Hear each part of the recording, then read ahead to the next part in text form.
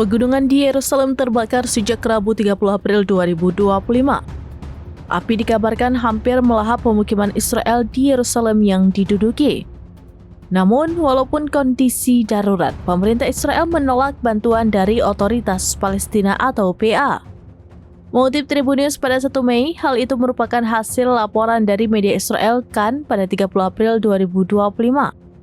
Lebih tepatnya dilaporkan bahwa api mulai mendekati pemukiman Zionis di Yerusalem yang diduduki. Diketahui PA menawarkan bantuan, namun pemerintah Israel mengabaikan usulan tersebut. Israel justru mencari bantuan dari 5 negara lain termasuk Siprus, Yunani, Kroasia, dan Italia, menurut laporan Yediot Ahronot. Sementara itu, Times of Israel melaporkan bahwa kebakaran terlihat berkobar di dekat tank-tank yang dinonaktifkan di Yad Lashion, situs peringatan dan museum korps lapis baja di samping latron di luar Yerusalem. Dalam rekaman video yang beredar luas, di dekat lokasi tersebut terlihat deretan kursi yang berjajar, disiapkan untuk upacara Memorial Day, namun telah dikelilingi oleh asap kebakaran yang terlihat di latar belakang. Hingga Rabu 30 April, dilaporkan bahwa sedikitnya 12 orang menderita sesak nafas akibat api berkobar.